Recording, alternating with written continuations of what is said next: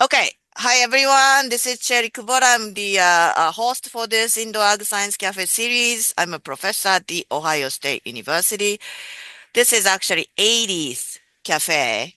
Um, Thank you for joining us. I'd like to appreciate this opportunity. So we accept many different speakers. The purpose of Indo Ag Science Cafe is to share the information um, to move the industry forward, CEA. So we take academic speakers and also industry speakers. And then the previous ones you can find from our archive pages, OptimIA group, original group, advanced CEA group, and then CEA HERB group. Oh, all have this archive page. So we have still opening space. So if you are interested, please either make recommendation or nominate yourself, and then we are welcome that recommendation or suggestions. So today we're gonna have very special at least to me. I've known Ian since 2007. 7. Yeah, okay, excellent. So he's gonna talk about Ian Justus. He's now doing consulting also, but he's gonna introduce more about himself, background, but he's gonna talk about today fundamentals of raspberry and blackberry production in CEA. This is a great content because I think raspberry, blackberries are some of the crops that could be, in CEA or already in CEA in some parts of the country or other countries. So I think he's one of the knowledgeable person and we can all learn from him. So with that, I'm gonna stop sharing and then have Ian. Good morning, everybody. Dr. Kubota, thanks so much for having me. It's always great to work with you on an ongoing basis. Um, Dr. Kubota asked me to give this talk. In case you're wondering, like, who am I? I'm a former student of hers, so she is biased. We worked together when she was at the University of Arizona at the Controlled Environment Agriculture Center. She was my major professor, did my research underneath her. I then worked, right after that, I worked 10 years at Driscoll's. I held a breeding role, but I primarily worked in applied research and global agronomic extension focus roles. I worked in all four berry types during that time. So we're going to talk about raspberry and blackberries today. That's where the bulk of that experience is going to come from, of course. Um, and then, since then, I've been working at an indoor cannabis operation called Connected Cannabis for 7 years. We do indoor farming operations, breeding and R&D, and the executive over all of those functions. We are scaled premium cannabis flower production in 5 states. If you know anything about cannabis, you know that means you basically have to separate all those operations, facilities, et cetera, and run them separately. So I oversee all that, all the research and development. Connected and Alien Labs are our brands, very well known in the cannabis space for being some of the most innovative and interesting varieties. So, um, yeah, I'll just give a brief outline of what I'm going to talk about today. When Dr. Koda asked me about this topic, I'm like, what should I focus on for this audience? And when I thought about the crops, I think they're both pretty abstract, pretty not well known, definitely not widely grown. It's a pretty small community in the berry world. So I'm just going to treat it more like an extension presentation because there's so many different aspects and topics that I thought it would be good to just kind of go into a little bit of each. If I'm focusing on it, you can probably bet it's important and you might want to dig further if it's something you're interested in and doing, pursuing. Um, and yeah, and we'll have some time for questions at the end, I think. So let me know what you think. So just real high level, we're going to go an introduction into the two crops themselves, some of the plant types and propagation systems, the primocane and floricane systems associated with these crops, the production systems kind of currently being running, and then just a few of the harvest and post-harvest dynamics. So raspberries and blackberries, kind of grumped together in the genus of rubus, is in the Rosaceae family. They're kind of commonly known as caneberries, is the kind of their own class. You can also throw like black raspberries into this same class, and a lot of these things will also apply. Of course, every genetic's got its own thing. Every species has its own thing, but they're pretty much cousins. They are determinate perennial plants. I highlight that in particular because I think that brings several unique considerations for a lot of normal CEA annual crops that are pretty different. And they're delicate soft fruits. They're classified as drupes. And commercial fruiting varieties were really only developed like into the 90s. And that really what began the modern supply chain development. And now, of course, they're some of the highest price categories in the produce section. But I assure you it's not because they're easy. So, propagation systems, even though they're closely related, they are a bit different. A lot of the predominant planting material for like open field like that is that picture on the right. You actually plant commercial, frozen, dormant dug root material only for raspberries. Some of the more modern propagation systems are using plug plants or tray plants, whatever you want to call them. And these are really root shoot cuttings. Raspberries, they have a taproot underneath the ground and they produce suckers off of that root. And that's how you get kind of new generations of suit consistently. It's also how they generate new propagules, new plant material. So they're coming off the roots, kind of like mint does, for example. So also in your field, it get pretty weedy if you just do raspberries and then stop, because they tend to just spread underneath the ground. So, you can also just plant a row with these frozen roots spread out, cover them up, look at your germination rate, et cetera, your sprouting rate, I should say. Or you can make shoot cuttings off of those, turn them into plug plants. That gives you a lot more precision around, I want to plant right here, I want to put a cane right here. There are quite a few other considerations when making tray plants. And then both of these crops are clonally propagated systems, so they both have this TC clean stock program behind them. Raspberries in particular, they're just highly prone to genetic drift off types. Let's call it. It's got a pretty complex multi-year clean stock requirements because of that. You kind of need to be sure you're true to typing things if you're in the propagation business in particular. Crumbly mutant in particular was a very high rate of issue seen. It's like where basically every fruit on that cane was crumbly. So very devastating for a grower to plant that because no marketable fruit, and you wouldn't know it for a little while. Then you had to rip out the planting. And raspberries are typically a 3-year contract, 3-year crop for most people, can be longer. So restarting that's very, very costly. And they just, you have to keep checking it. Even though you put clean stock in, it doesn't mean they kind of shifted. So it's for sure something to watch out there when you're propagating.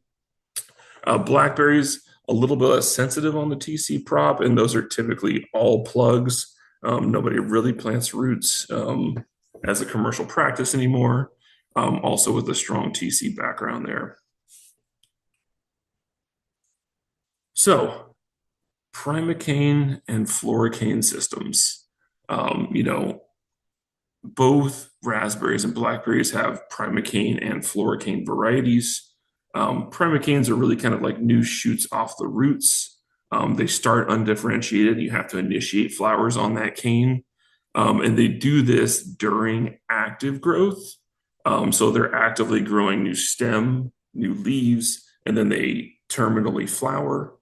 And that's without a dormant cycle on that cane. So that will fruit the first year of planting. It generally fruits on the top portion of that cane.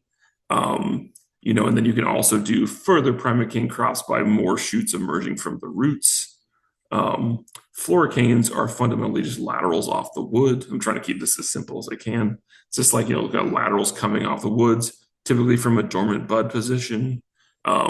Fruiting laterals emerge off of dormant axillary buds, as I mentioned. They can be produced on the lower unfruited portion of the primocane. So you can grow a primocane, fruit it, and then basically prune down to crop the unspent buds. So you can get kind of 2 cycles out of that cane. A true floricane variety will not fruit in the first year. So if you plant the planting, you're basically just going to grow the canes and then get no fruit that first year and then get the entire crop the second year. Um, so not all varieties can have primocane cycles, but most primocane varieties can also produce floricane crops. However, it doesn't mean they're any good at it. That's a pretty special variety to be really good at both cycles. A lot of times they kind of tend towards one. Really, really strong elite genetics are strong primocane or like a good primocane variety that can also do a strong floricane crop. Um, Pretty special there. A lot of times they're usually applied one or the other out in the world anyway.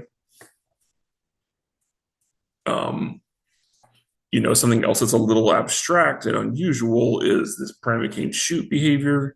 I like this photo because it's just showing you shoot generations all emerging from a single root piece. So that's sprouting coming off of a single root piece that's planted under the ground there, and you can see you've got really different stages emerging together. It doesn't look super uniform. You've got like, one or two kind of dominant canes there, and then it looks like what little stragglers are coming behind them. Um, if you fast forward to the fruiting cycle of this, those first canes are going to be your shortest and your fattest. And then the other ones are probably going to be the most uniform and best height. Um, I always, when working with all the growers, I thought the hardest thing about doing a primocane raspberry crop was really getting the right uniformity of cane density to flower just at the height that you wanted to basically finish the crop where it needed to be. That for me was always just like nailing everything. And you kind of needed to understand this in particular. You can also imagine if you're making a tray plant, that you're gonna, if you give a grower like cuttings of all these shoots, like that first round is gonna be way more generative, thicker than the rest of the other ones. And actually, when you want to set a uniform crop, you remove the big leader ones to begin with. That would always give us the most uniform. And like you tell that to the growers, they thought you were crazy because like, hey, that's my nicest canes. It's like the other ones will catch up, but the other ones are going to blow past that original strong looking cane. Validated that time and time again. Um, and it's, all these plants, they're perennials. They kind of come with this conditioning. They come with something that happened to them before that affects how you're going to produce them later. So between the genetic, the shoot generation of shoot that came off of it, how many chill hours that root had and allowed to develop that bud. And then the growth conditions post emerges, right? Like how stressful, how vegetative, how generative were things would drive that flower initiation height. So like you're trying to like balance all of those things. It definitely pays to know your nursery, where it's coming from, and even still that can be pretty unpredictable. So we kind of called it perennial baggage. It was like what had happened before that I would need to adapt to later.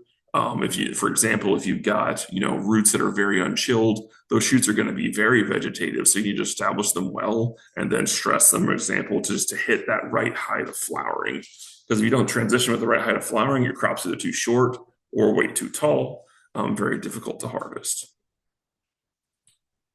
So, when I'm working with anybody, training agronomists, someone doing a crop, one of the first things I tell them is you need to learn to read the meristem.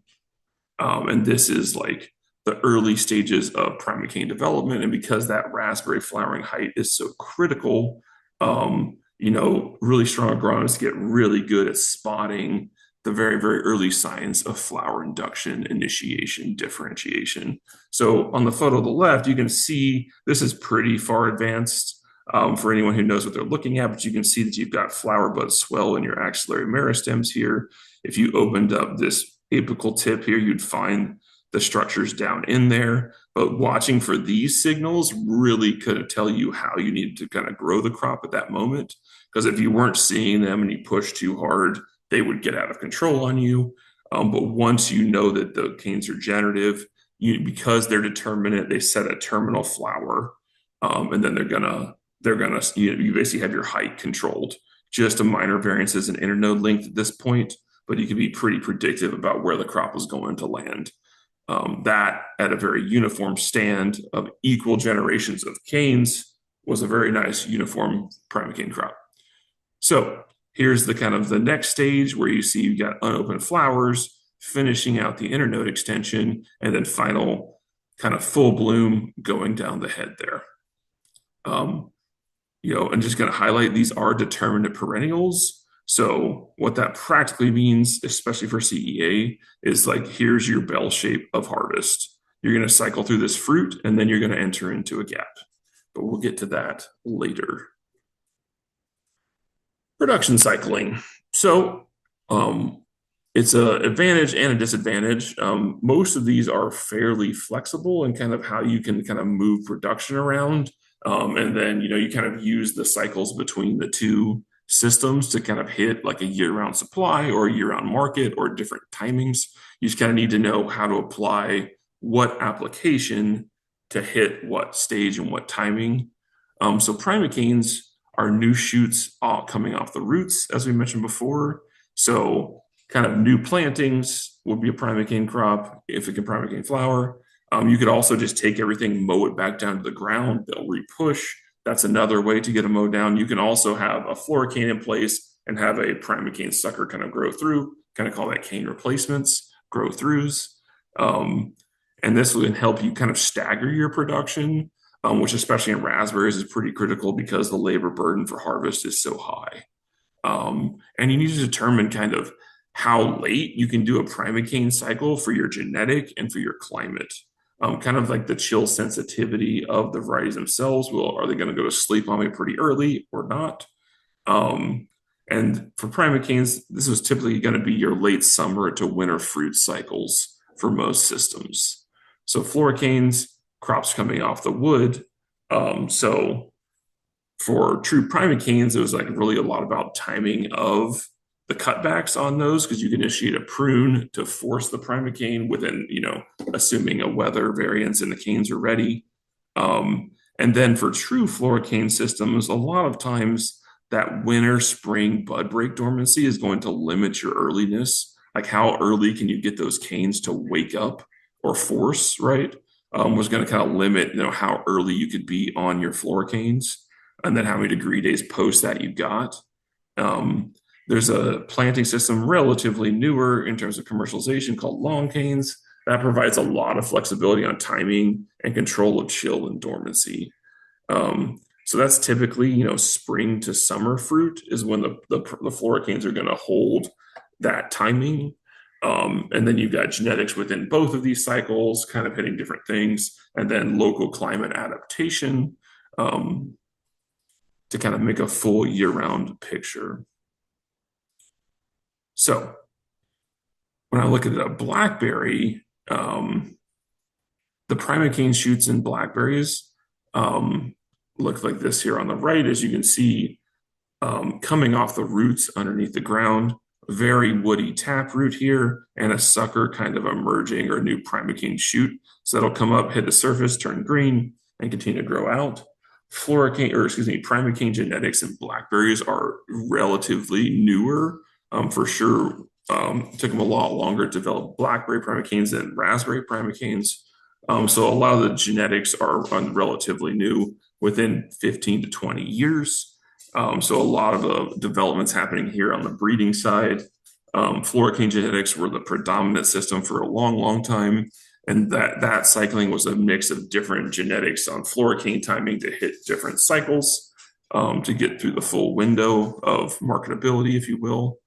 When you're growing a floricane system, there was that concept of cane replacement, because if you remember, they don't flower in the first year, so you get nothing your first year. The second year, you get a very strong crop because you've had no competition.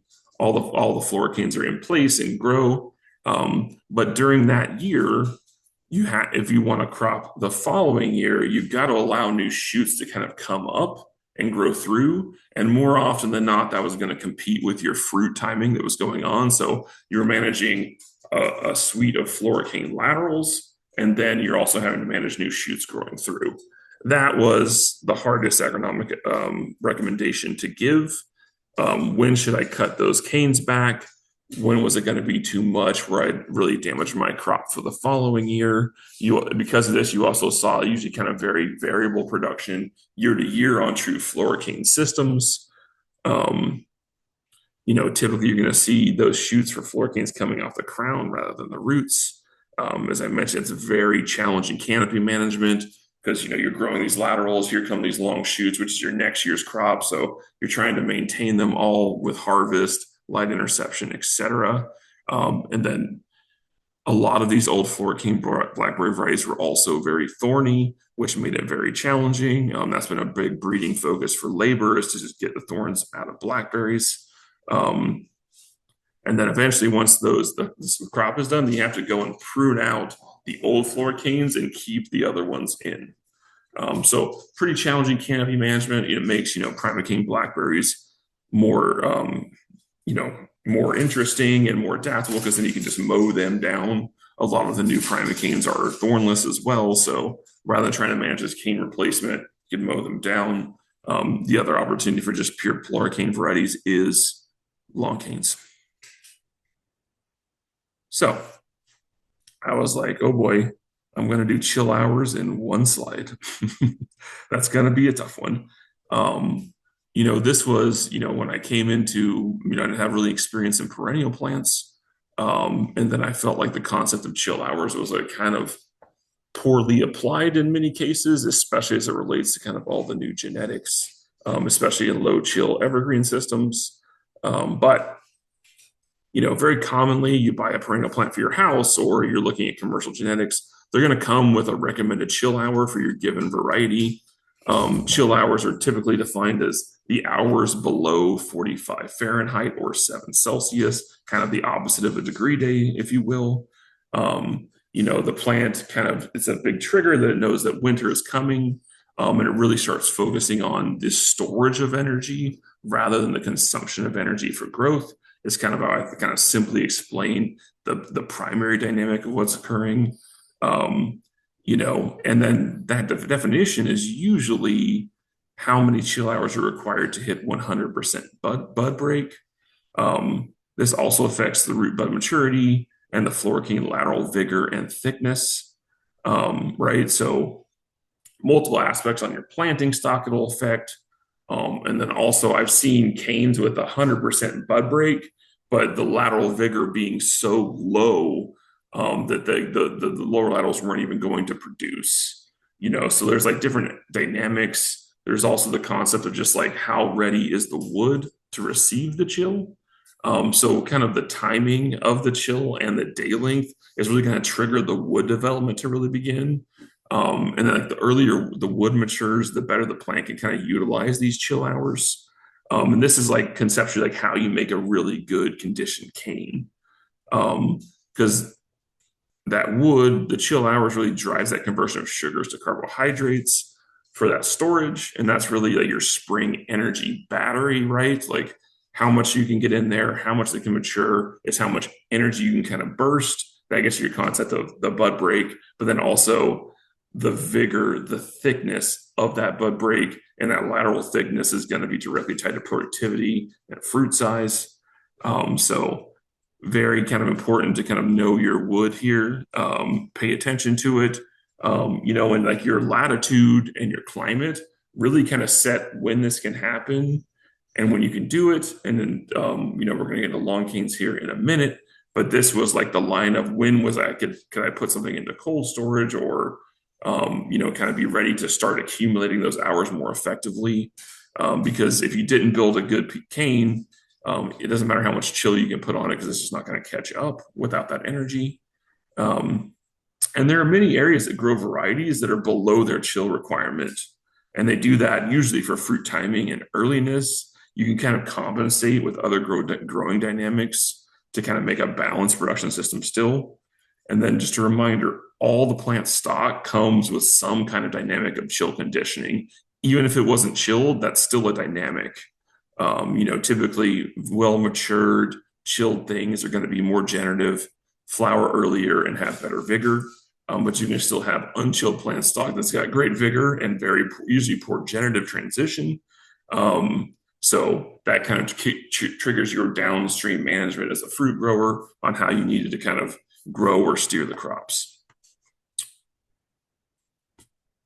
So this is what it looks like to grow a 1,000-hour chill variety in 200 hours of chill. So you see, you've got looks like nice woody canes, and then you've got a very poor lateral set, just the top 2-3 lateral positions. Very common of growing. This is like what it looks like to grow like a high chill variety in a low chill area with no kind of chilling intervention. Obviously, this stuff is planted into the ground. So typically, the growers doing this kind of application would just compensate with a higher linear cane per meter, because your real function or canopy number here is going to be the number of laterals per cane. That's what's kind of going to fill up your growing volume later. For a long time, this is a very viable system because this could beat the market dynamics of other systems and get in earlier with good high quality fruit. Then there was a new adaptation technology, kind of commercialized of, a system that they call long canes. And these are basically cold stored floricane. And this is practically growing typically outside the first year. You're going to grow the canes. Now, this can be for a primocane or a floricane type variety, blackberries or raspberries. Grow the canes up first year, set a number. As you can see, there's 3 per pot here. And then once they've, matured to a point, they're actually cut back, pruned to just basically naked canes. And then they're packed into bins and stored in coolers. And so this is a pretty unique application. And typically that was going to be for 6 weeks and up to the case of 6 months. And that was kind of like, are you storing above freezing or below freezing? For long-term storage, you need to freeze the canes just to prevent, fungal infection and things like that. 6 weeks is about 1,000 hours of chill, which is like most varieties' maximum requirement. So getting 1,000 hours of chilling was, is like usually kind of like the minimum target, but you could go longer. This was very interesting because now you can satisfy the full chill requirements in low chill areas. So this is that same region as this previous picture here. So this is getting the same amounts of chill hours outside, but with, climate intervention in terms of, basically packing things into a cooler and giving an artificial winter of sorts. You can condition the canes. And you see very uniform bud break all up and down the cane, more matured woody canes. And then another key interesting part about that is now you've got full control over your bud break dormancy. Once you've satisfied that chilling requirement, you force with heat, you can get these things to wake up earlier. You can also get them to wake up later. So now you've kind of got control of your bud break timing, which gives you control of your downstream crop cycling. So you could use this to offset harvest burden, get very uniform crops of floricane fruit. But you could also even skip the peak production, right? The floricane cycle outside is a very large crop timing, lower market pricing. So you could even skip that timing or see how much harvest you want to expose to that fruit pricing. Also allows you to kind of keep your harvesters busy at efficient picking rates for a longer time. So, it's like obviously there's a significant cost associated with like pulling every single plant out and then putting them into a bin and doing an artificial winter. You also need a cooler infrastructure or somewhere you can rent or send your plants to. You need the bins, you need the focus to be able to grow a good cane or find a good nursery person that can provide you with a good long cane. So a lot of logistics and things to hear, but I think particularly for CEA, this would be a pretty critical technology to adopt. Floricane fruit is usually higher quality than primocane fruit, typically more productive. And then the staggering of timing is also very interesting. So this is kind of like what an outdoor blackberry long cane nursery looks like. Typically you can get about 5, let's call it a 5x multiplier of like let's call it 1 acre of nursery to get 5 acres of of long canes or production of fruit. Now, in the cases of raspberries, in some cases, they actually want to fruit the primocane and then store it as a long cane. A lot of people were getting basically turning 1 acre primocanes into 2 acres of floricane. So that was a pretty interesting economic advantage. Your overhead costs, growing, et cetera, was all focused in 1 acre. Then you'd harvest the primocane crop, do your cutbacks, everything goes into the fridge, and then split out to double acres for the following season. And then also being able to offset your timing with that to kind of choose your production cycles and times. Because remember, determinate perennials, so you've got bell-shaped curves. So now you can just kind of overlap the bell shape to have a consistent, kind of more flat supply with your application calendar of planting. So here are some, just going to go through some different long cane photos. This is blackberries. You can see you've got where the phase of lateral extension. For floricanes, the trellis type is typically kind of like a T crossbar, and then dropping for like multilateral supports because the laterals will grow into that and then fall once the fruit gets weighed down. A lot of times, primocanes are in a V type trellis style. Then they kind of transition to lateral stage. You get into bloom and small green fruit set, and then in floricanes, you basically got these heads emerging from the side called laterals, and you can get a uniform wall of fruit. Especially blackberries can get very big, uniform flushes of fruit. Raspberries as well in these kinds of systems. So you can see even like a lower tech system, you can apply a long cane to that and get kind of consistent fruit cycling, etc. So when you look at kind of the current state of production systems, for the large part, it's low tech, high tunnel. I mean, that is the predominant production system globally. That's just metal poles in the ground, plastic diffused tarp over the top, supported with ropes. It's very low cost relative to a normal greenhouse. A big thing is you don't really have permitting requirements. These are mobile systems; they can just be pulled out of the ground. So that, like in terms of being able to do a project, do a planting, don't have to go through the process of like building a greenhouse, permitting, ground use plans, all that sort of stuff. And I say usually some places do require it for height or et cetera. But that allowed scaling of this very, very quickly, a large market outdoors. These are, of course, they're very manual. They provide minimal environmental control. Really, it's protection against the wind and the rain. And then the light diffusion, from the plastic gave us better light uniformity. And then, of course, a small amount of heat units. Some people went farther and did a lot of tunnel tenting and manipulation of that. Again, kind of like all manually. There are definitely options if you can put, mechanical rollers and things like that. That kind of usually gets you into more permitting territory in most places and just kind of limits growth and obviously increases your cost. For me, CEA as a whole is just about kind of controlling the environmental variables around plant growth. And so one big shift that has been continues to see is a shift from soil to substrate systems.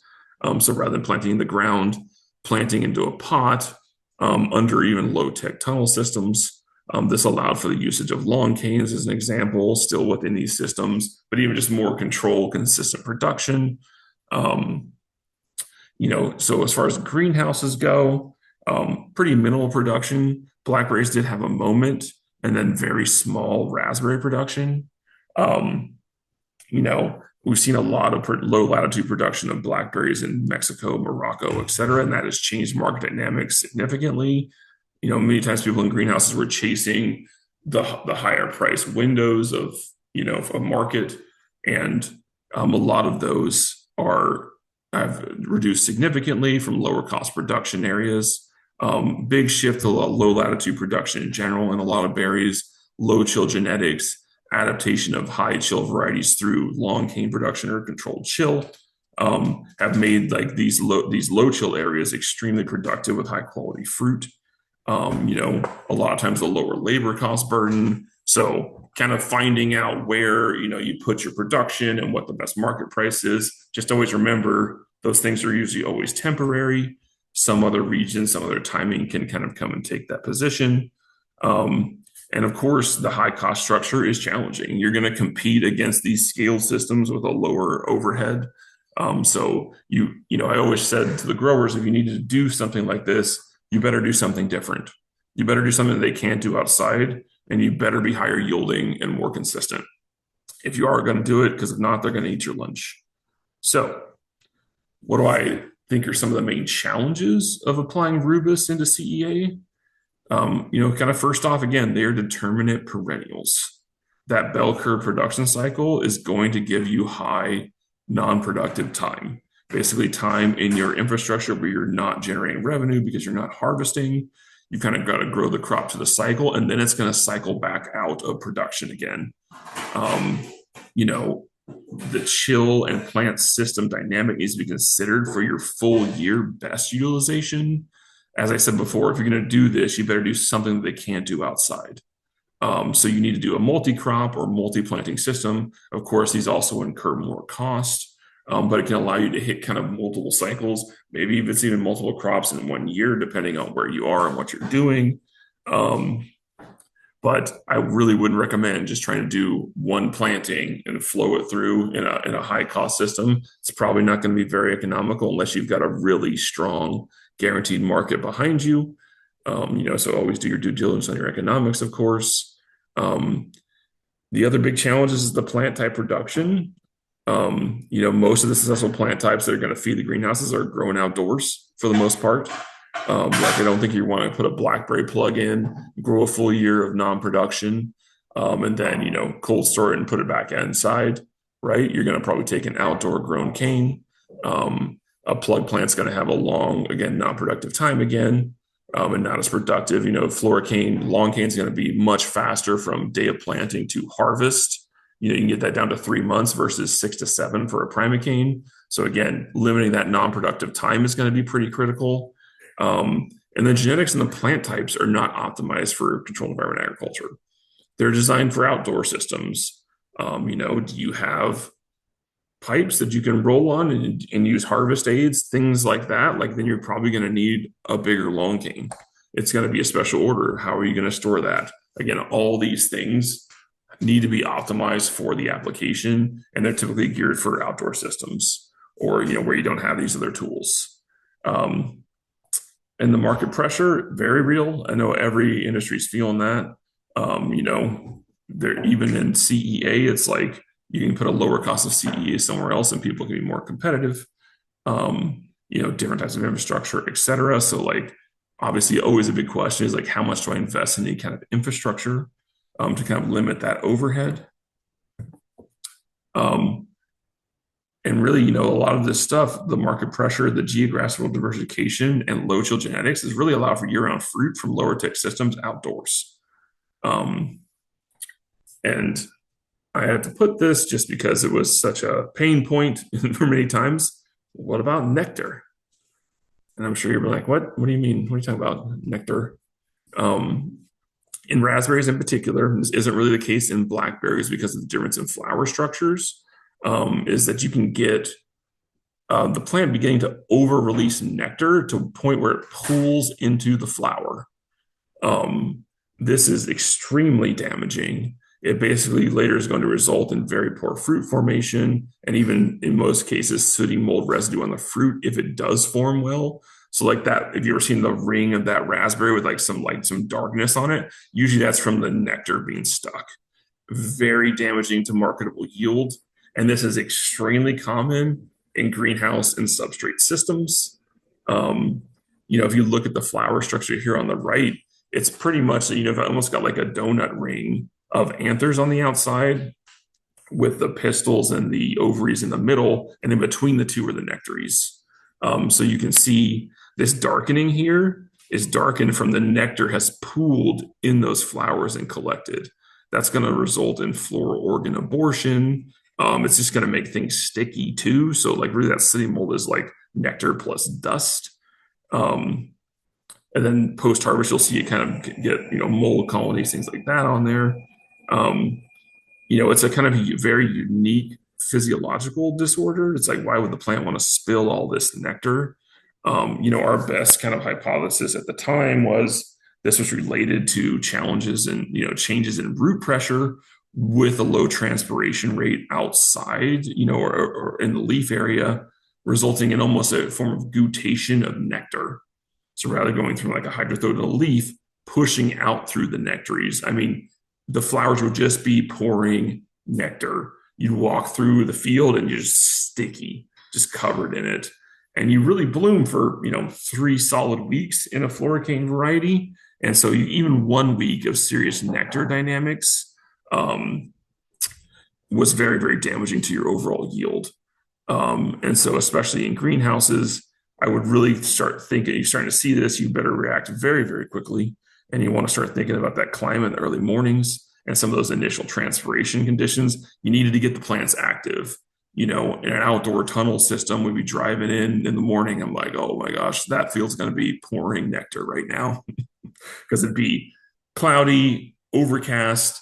The temperatures will start to heat up, start to push on that root pressure, but no ability to, get the plant active, get the plant transpiring. And so it would just kind of have nowhere to put the internal pressure with the nectaries open to begin attracting the bees and just seem to spill out. So you better try and get things active as fast as you can and kind of focus your climate control strategies and scout it very regularly. Kind of more close up of that. As you can see, it's just kind of like pooling, beginning to form goop around the anthers and then the styles and things. So just a couple quick notes on harvest and post-harvest. This is a soft fruit category. Raspberries are extremely delicate. The receptacle is going to remain on the plant after harvest, leaving that fruit with very little structural integrity, just the druplet structure kind of intertwined.